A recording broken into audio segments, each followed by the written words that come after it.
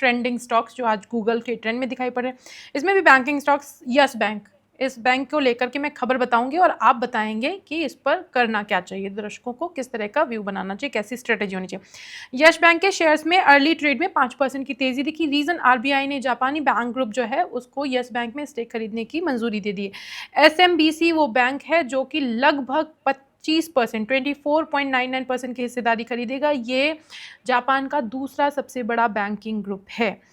क्या मान लिया जाए, यस बैंक के दिन बढ़िया होने वाले हैं? देखिए, येस बैंक पे पहले भी ऐसा बहुत सारा अलग अलग न्यूज़ेस आया है। सो येस बैंक 20 के ऊपर सस्टेन नहीं होता। इनफैक्ट लास्ट अगर मैं 20-25 टाइम्स देख लूँ कि जितना बार न्यूज़ आया है, येस बैंक 20 के ऊपर कभी भी सस्टेन नहीं किया है। सो ये तो प्रूव है कि येस बैंक न्यूज़ आता है फिर भी स्टॉक चलता नहीं है, क्योंकि फंडामेंटली कुछ रीजन नहीं है येस बैंक के अंदर चलने का। न्यूज़ के साथ प्रॉब्लम है कि शॉर्ट टाइम फ्रेम में हो सकता है कि एक बार एक दो दिन चल जाए, लेकिन अगर फंडामेंटली रीजन आपको कुछ भी स्टॉक्स में नहीं मिलेगा तो मार्केट उसको भाव नहीं देता है।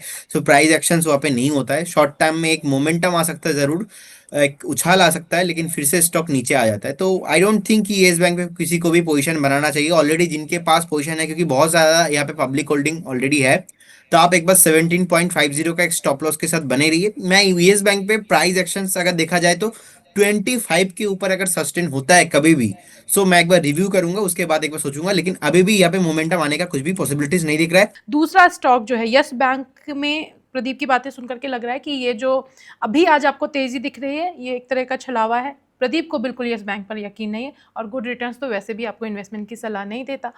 अगर आपकी होल्डिंग है तो उन्होंने स्टॉप लॉस बताया, उसको देख करके आपको ट्रेल करना है। फ्रेश बाय की बिल्कुल सलाह नहीं है, आपको दूरी बनानी चाहिए। ये वो स्टॉक है जो पैसा कमाने की बात थोड़ी सी कम होती है।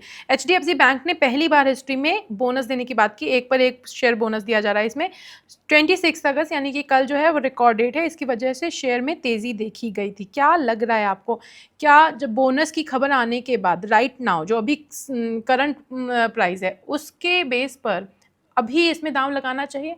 और सेकंड चीज़ है, आपने हमें बहुत सारे टारगेट्स बताए एचडीएफसी को लेकर के, अगर मैं पूछूं तो क्या टारगेट है, क्या देख सकते हैं आप mid to short to mid term में? देखिए, एचडीएफसी बैंक मुझे लगता है कि बहुत ही शानदार एंड वैल्यूएबल बैंक है प्राइवेट में, और मैं तो हमेशा से एचडीएफसी बैंक को लेके पॉजिटिव रहा हूँ। आज से 2 साल पहले एचडीएफसी बैंक नहीं चल रहा था, उसके बाद हमने देखा एचडीएफसी में भी धीरे धीरे रैली आया। सो नो डाउट जिनके पास है उनको होल्ड रखना चाहिए। मुझे लगता है कि बहुत जल्दी 52 वीक हाई लगाने के लिए रेडी हो रहा है। तो मेरा टारगेट है 2150।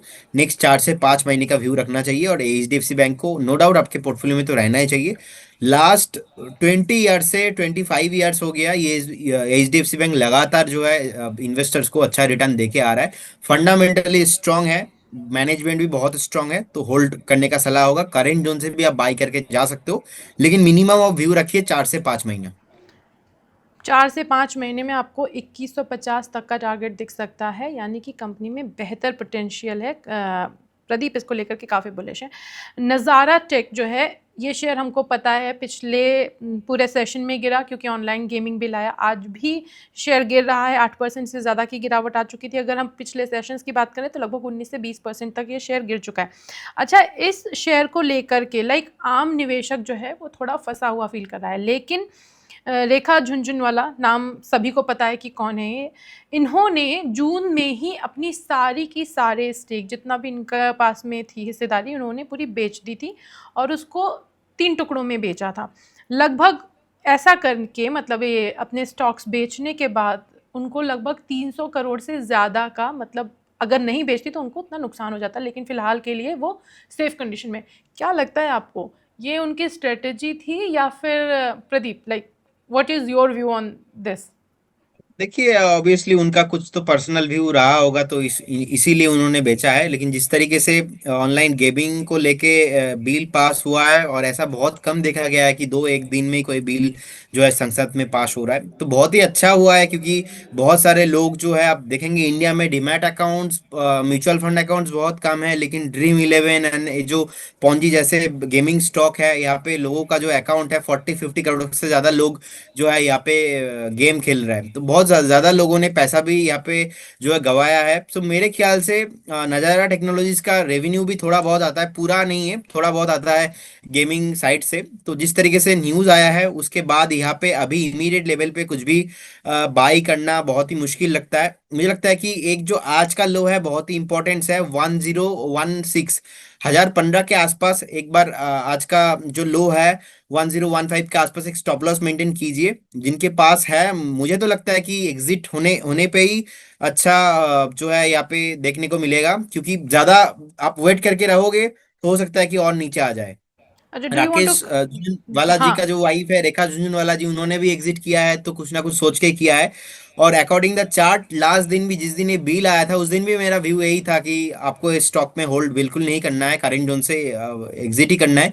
तो मैं अभी एक स्टॉप लॉस इसलिए दे रहा हूँ क्योंकि ऐसा हो सकता है कि बहुत सारे निवेशक हैं जिन्होंने एग्जिट नहीं किया, सोच रहा है कि यहाँ पे कुछ बाउंस बैक अगर आता है।